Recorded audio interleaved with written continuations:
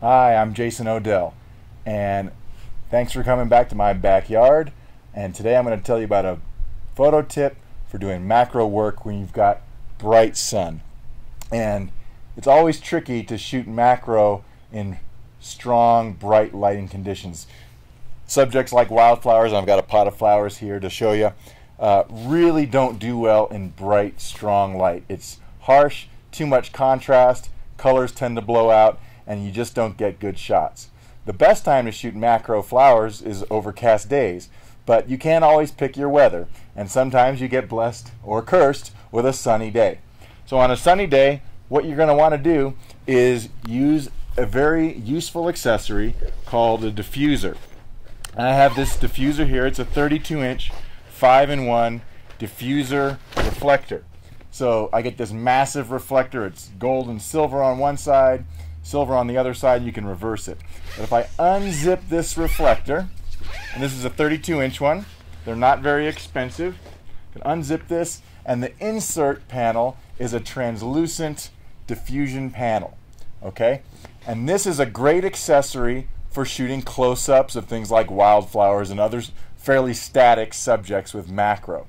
What you're going to want to do is use the diffuser to cast shade on your subject. Now, it works best if you've got someone to hold the diffuser up.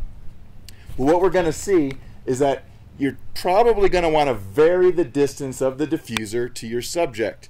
When you have the diffuser fairly high, it simply casts your subject into shade. And while that's not a bad shot, it doesn't have a lot of good light quality. What we're going to do is demonstrate what happens as you move the deflector closer and closer to the subject. Let's take a look at how that works, and the diffuser is going to turn into its own light source. Really cool. Alright, I've set up my D3S with my 105mm VR micro Nikkor lens, and I've gone ahead and set it up to focus on these flowers in live view mode. And this is just what happens when you've got bright, direct sunlight. You can see how harsh the lighting conditions are. Now I'm going to apply the diffuser. I'm going to just put it above our subject. It's a couple feet above the subject right now. And you can see now that the subject falls in the shade, and it looks a little bit nicer. You don't get those harsh shadows anymore. And now what I'm going to do is I'm going to slowly bring the diffuser closer and closer to the subject. And what you can see is I get it really close. Now all of a sudden that light starts to fill in. So back to the shade, and now we fill it in with light by bringing that diffuser. And the diffuser is almost right on top of the lens right now.